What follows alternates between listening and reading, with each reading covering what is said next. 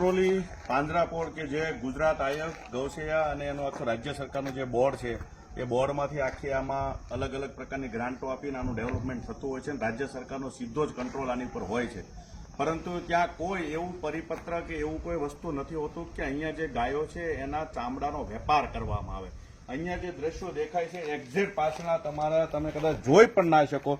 આ ગાયોના ચામડા છે, આ ગાયોના ચામડાઓ છે અને અહીંયા બાજુમાં જ કાપી અને એનો વેપાર આ ગૌશાળા, તમે જેને ગૌશાળા નામ આપ્યું છે પાંજરાપોળ, ત્યાં જ ગાયોના ચામડાનો જો વેપાર થતો હોય તો ખરેખર આ કેટલું નિંદનીય કૃત્ય, કેટલું હીન કૃત્ય અહીંયા થઈ રહ્યું છે અને કોઈ વ્યક્તિ આના માટે બોલવા વાળો નથી.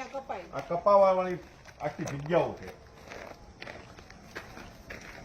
લોકો ગૌ માતાના નામે અહીંયા દાન આપે છે, ધોમ રૂપિયો આપે છે, ધોમ લીલો ઘાસચારો રોજ પહોંચાડે છે. પોતાના જન્મદિવસ નિમિત્તે, પોતાની વાર્ષિક તિથિઓ હોય, માતા પિતાની તિથિઓ હોય, ભાઈઓ બહેનો કે છોકરાઓની તિથિ હોય, ત્યારે પણ અહીંયા દાન આપી જાય છે. અહીંયા પોતાનો ઘાસચારો એમની સેવા માટે અર્પિત કરે છે અને એ જે સેવા પછી અહીંયા જે લોકો સંચાલન કરે છે એ સરકારમાં બેઠેલા હોય કે સરકારના મળતિયા હોય કે ભાજપ સાથે સંકળાયેલા લોકો હોય છે આમાં ઘણા ખરા, પરંતુ એ ગાય માતાના નામે કેટલું હીન કૃત્ય કરે છે.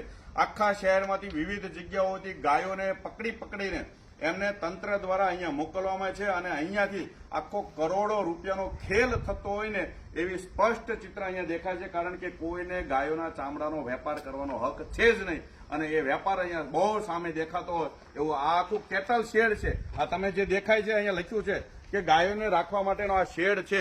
અહીંયા કોઈ ચામડા કાપવા માટેનો આ શેડ નથી. કેટલ શેડ 14 નંબર લખેલું છે અને એની અંદર જે પરિસ્થિતિ જોવો તો કોઈ ગાયો નથી પરંતુ ગાયોના ચામડાઓ છે. આ મીઠાના ડગલા કેટલ શેડ બનાવવામાં આવ્યો છે. આમાં કઈ જગ્યાએ કેટલ શેડ લાગે છે અને આ વેપાર કોણ કરી જાય છે, કોના ચોપડે ચડે છે? શું આ જેટલા ચામડા વેચાણ તો શું આ પાંજરાપોળમાં એના નામની કોઈ આવકો આવી છે ખરી?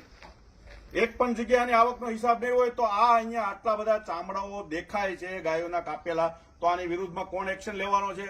શું પોલીસ આ બાબતે જાતે ફરિયાદી બનીને તપાસ કરશે કે રાજ્ય સરકાર પોતે ફરિયાદી બનશે આની વિરુદ્ધમાં?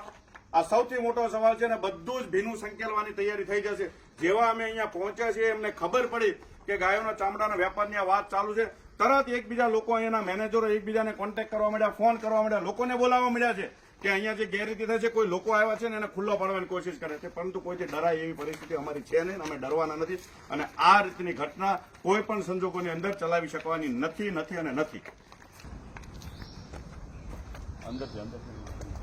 આ જે ઢગલો દેખાય છે, આ જે કુવળ છે, આ કુવળ આપણે ડાબામાં દાબો પૂરો કરવા માટે નીચે નાખતા હોઈએ, એના માટે વપરાશ કરતા હોઈએ છીએ. પરંતુ આ કુવળ અત્યારે આ ગાયોને ઘાસ નાખવામાં, એને ખોરાકમાં આ કુવળ આપવામાં આવે છે. તમે પહેલા વિડીયોના માધ્યમથી જોયું કે ગાયોને એને ખવડાવવા માટે આ કુવળનો ઉપયોગ થાય છે. જોકે અહીંયા લીલું ઘાસ મોટી માત્રામાં આવે છે, છતાં એનું ક્યાં કઈ રીતે ગપલો થાય છે ત્યાં કુવળ નાખવું પડે એ શરમજનક બાબત છે. કુવળ સિવાય બીજું કઈ નાખતા જ નથી.